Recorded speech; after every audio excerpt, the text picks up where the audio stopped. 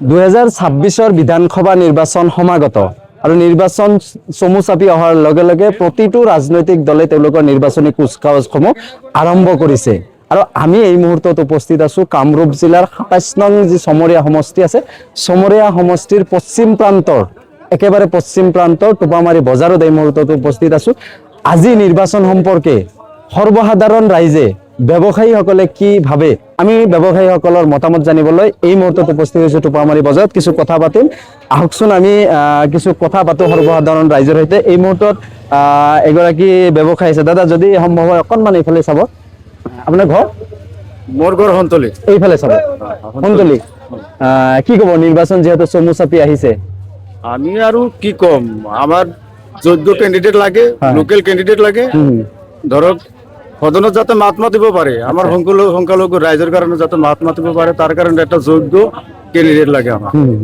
এইখিনি আমাৰ উন্নয়ন লাগে নিশ্চয় উন্নয়ন লাগে তাৰ মানে যেহেতু আমাক মিয়া বুলি জিৰিবা গালি গালাজ কৰি আছে আমাৰ মুখ্যমন্ত্ৰী ডাঙৰীয়া সাহেব তেনেধৰণে মাত মাতাৰ কাৰণে উন্নয়নৰ কাৰণে যাতে আমাৰ একটা যোগ্য ক্যান্ডিডেট লাগে আমি ইয়াতে কামৰূপ জিলাৰ চমৰীয়া সমষ্টিটো আমাৰ 40 বছৰ হৈ গ'ল লোকাল ক্যান্ডিডেট এতিয়ালৈকে আমাৰ আপোনাৰ মতে যোগ্য ক্যান্ডিডেট কোন হয় আমাৰ মতে যোগ্য ক্যান্ডিডেট কংগ্ৰেসেৰ আমাৰ শাহজাহান আলী আচ্ছা তেখেতক আমি যোগ্য বুলি বিচাৰ কৰো আৰ মোৰ মতে মই তাকেই বিচাৰো ঠিক আছে ধন্যবাদ জনাইছো এয়া আছিলে এগৰাকী ব্যৱসায়ী এও বিচাৰিছে এগৰাকী যোগ্য প্ৰাৰ্থী লাগে আৰু কিছু লোক আছে মই কথা পাতিবলৈ যত্ন কৰিম যদি সম্ভৱ হয় অকণমান ইফালে আহা কি ক'ব যেহেতু নিৰ্বাচন সমাগত নিৰ্বাচন চমু চাপি আহিছে কেনেকুৱা প্ৰাৰ্থী বিচাৰে আমি চমৰীয়া 27 নং চমৰীয়া সমষ্টিত 1975 পৰা আগত ডেলিমিটেশন হোৱাৰ আগত আমি বক সমষ্টিত আছিলো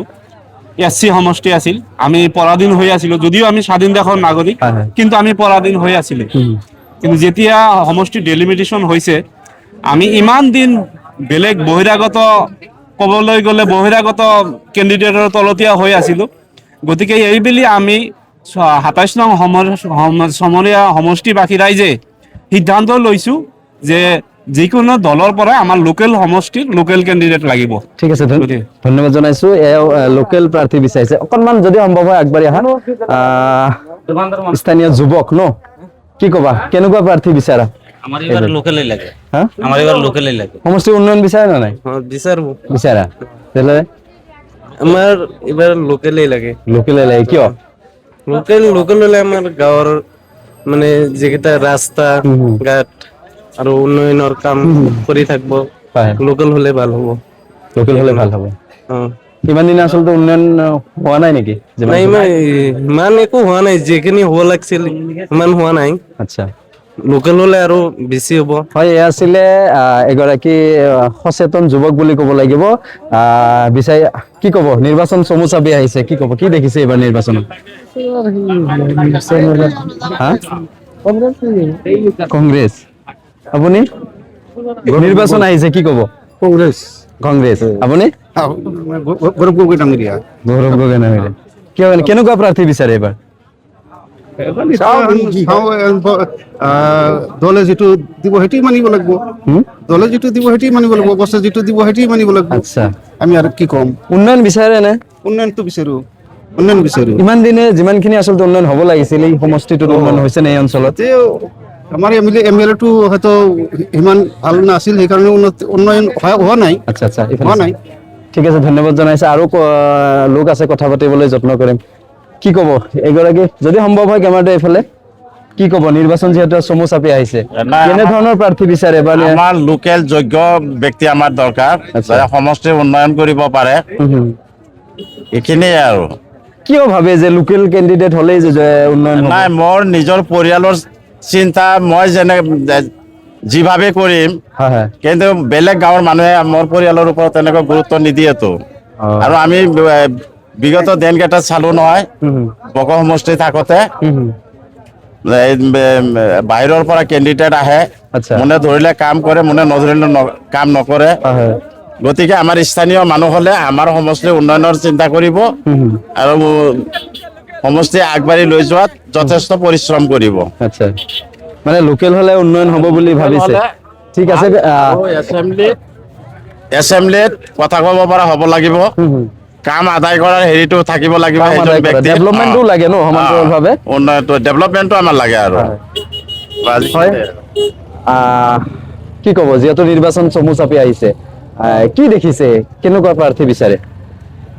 আমি এজন এনেকুৱা প্ৰাৰ্থী লাগে আমাক। গোটেই আমাৰ সমষ্টিখন হেৰি আছিলে, SC ৰ আণ্ডাৰত আছিলে, এই গোটেই যুগটোৱেই আমাৰ গ'ল, আমাৰ পূৰ্বপুৰুষ হ'ল, আমাৰো কাল শেষ হ'ল, ৰাস্তা ঘাটৰ অৱস্থা তেনেকুৱাই আছে। গতিকে আমি বিচাৰিম আমাৰ জনসাধাৰণৰ সুখ দুখৰ ভাগি হোৱা এজন কেণ্ডিডেট লাগে, তাকে আমি কামনা কৰিছোঁ। আৰু এবাৰ কাক দেখিছে আপোনালোকে, মানে নাম ক'ব নালাগে, এনে তথাপি কোনটো দলত দেখিছে যোগ্য প্ৰাৰ্থী? এনেইতো প্ৰাৰ্থী দিয়া আহিছে, এতিয়া অপেনলি ক'ব নোৱাৰি যে, তথাপিতো আছে প্ৰত্যেকটা দলতে ভাল ভাল কেণ্ডিডেট আছে। মানে এগৰাকী যোগ্য প্ৰাৰ্থী লাগে, যোগ্য প্ৰাৰ্থী, শিক্ষিত প্ৰাৰ্থী, যিয়ে আমাৰ জনসাধাৰণৰ সাধাৰণ কথাবিলাক বুজি পায়, আমাৰ মৰ্ম বেদনা বুজি পাব, আমাৰ সুখ দুখৰ সমভাগী হ'ব। আমি মাতিলে তেওঁলোকক আমাৰ বিভিন্ন কামত পাম, তেনেকুৱা এজন যোগ্য প্ৰাৰ্থী আমি বিচাৰিম। হয়।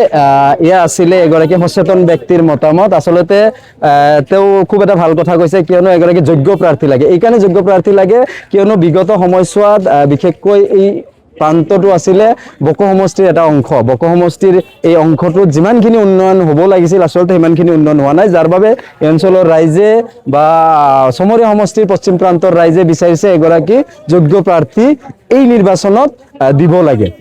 কি ক'ব, ক'ত ঘৰ আপোনাৰ? আমাৰ ঘৰ টোপামাৰী। টোপামাৰী। এইবাৰ কেনেকুৱা কেণ্ডিডেট বিচাৰিছে? এইফালে চাওক, ধৰিব নালাগে। কেণ্ডিডেট মোৰ এনেকুৱা লাগে যে আমাৰ ধৰ্ম নিৰপেক্ষ কেণ্ডিডেট লাগে, কংগ্রেস সরকার লাগে। আচ্ছা কংগ্রেস সরকার ধর্ম নিরপেক্ষ, আচ্ছা দেশের পরিস্থিতি, দেশের আইন কানুন বজায় রাখবা লাগবো। এটাই হলো মেন বস্তু। সকলেই জানে যে দেশের কি পরিস্থিতি, দেশের কি অবস্থা, মানুষ সকলেই একই জ্ঞান বুদ্ধি সবকিছু আছে, কিন্তু জ্ঞান হারা হয়ে গেছে। তাই এইটাই আমি কামনা করি যে ধর্ম নিরপেক্ষ কংগ্রেস সরকার লাগে। হয়, এয়া আছিলে এগৰাকী বৃদ্ধ লোক। তেওঁ বিচাৰিছে যে এগৰাকী ধৰ্ম নিৰপেক্ষ চিন্তাধাৰাৰ এগৰাকী ব্যক্তি লাগে। সামগ্ৰিকভাৱে এই সমষ্টিটোৰ পৰা এগৰাকী যোগ্য প্ৰাৰ্থী সৰ্বসাধাৰণ ৰাইজে বিচাৰিছে।